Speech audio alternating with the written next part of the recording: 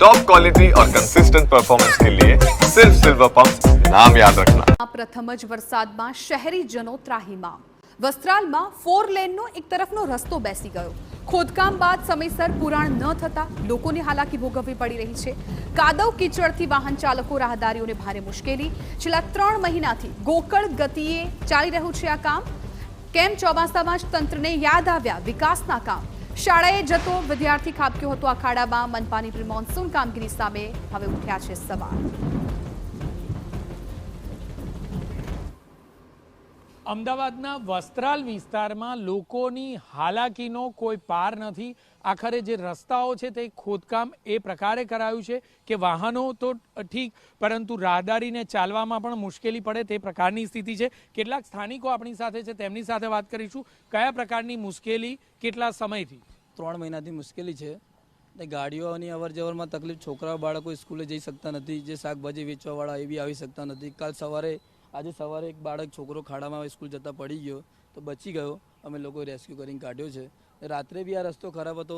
એએમસીમાં અમે જાણ કરીએ છીએ, જે કોન્ટ્રાક્ટરને કહીએ તો કે થઈ જશે રિપેરિંગ, પણ કરતા નથી। જેમ તેમ માટી નાખીને જતા રહે। આવા જવા શું માનો છો, કયા પ્રકારની મુશ્કેલી પડી રહી છે જે રીતે રસ્તાઓ બેસી ગયા? આ એપ્રિલ મહિનાથી કામ ચાલુ કર્યું છે રોયલ હોટલથી। 500 મીટરનો એરિયો થાય છે, 500 મીટરનો લગભગ થાય, પણ આ લોકો એપ્રિલથી 500 મીટર કરતાં કરતાં 2 મહિના કરી નાખ્યા। અને વચમાં પાછું કામ ચાલુ રહે, પાછું અઠવાડિયું બંધ કરી દે, મશીન એમનું આવે બીજી જગ્યાએ લઈ જાય। એ રીતના અહીંયા પબ્લિક હેરાન થાય છે। ગોકળ ગાયની ગતિએ કામગીરી કરવામાં આવે છે, જેના કારણે લોકો પરેશાન છે। કેટલાક મહિલાઓને પૂછીએ કયા પ્રકારની મુશ્કેલી, ખાસ તો મહિલાઓ અને વૃદ્ધોને આવવા જવાની તકલીફ પડે છે, સ્કૂલના છોકરાઓને તકલીફ પડે છે। આ 4 મહિનાથી આવું નવું કામ પડેલું છે, કરાયું છે પણ બરાબર કરેલું નથી, વોટરિંગ નથી કર્યું, એટલે આ વરસાદમાં હેરાન થઈએ છીએ। જો યોગ્ય રીતે વોટરિંગ કરવામાં આવ્યું હોય તો કદાચ કેટલેક અંશે જે રસ્તા બેસી જાય છે તે ન બેસે। આપને પૂછીશ કયા પ્રકારની મુશ્કેલીમાં છે? છોકરા નિશાળે જ કઈ રીતે જઈએ કે અમે નોકરી નથી જઈ શકતા, શું કરીએ હવે? આખો દીજો ઘેરના ઘેરે બેઠા છે 2 દી થતો, અને આ પાણી ભર્યું છે। છોકરાને રાત વરસ નો આવવું હોય, છોકરી નોકરીએ ગયું હોય, કઈ રીતે આવી શકે આમાં?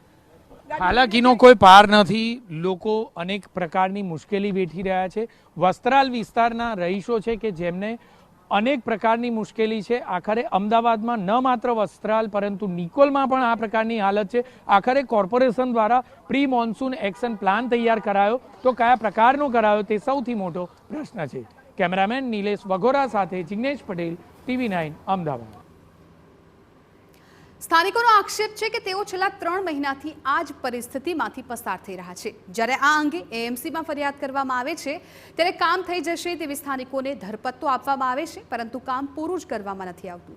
મુદ્દો એ છે કે જ્યારે ચોમાસું નજીક આવે ત્યારે જ કેમ તંત્રને ડ્રેનેજ લાઇન નાખવા, ખાડા ખોદવાનું યાદ આવે છે? ચોમાસા પહેલા કામગીરી પૂર્ણ કરવામાં કેમ નથી આવતી?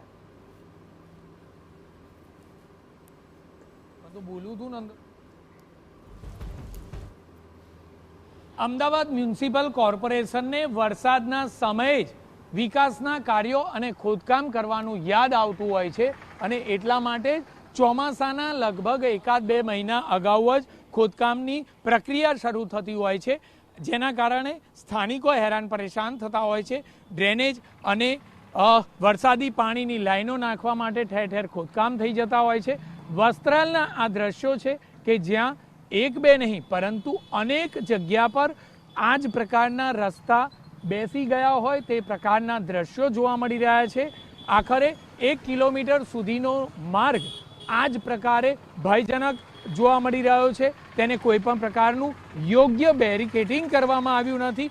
જે દુકાનદારો છે, જે સ્થાનિક લોકો છે કે જે અહીં વસવાટ કરી રહ્યા છે, તેમના માટે આખરે કયા પ્રકારે અહીંથી પસાર થવું તે સૌથી મોટો પ્રશ્ન છે। જો ચોમાસા બાદ ત્વરિત ખોદકામની પ્રક્રિયા શરૂ થતી હોય, અલગ અલગ વિકાસના કાર્યો શરૂ થતા હોય, તો કદાચ ચોમાસા પહેલા મોટા ભાગના ખોદકામ પૂર્ણ થઈ જાય, તેને યોગ્ય વોટરિંગ કરવામાં આવ્યું હોય તો આ પ્રકારની સ્થિતિ ન સર્જાય।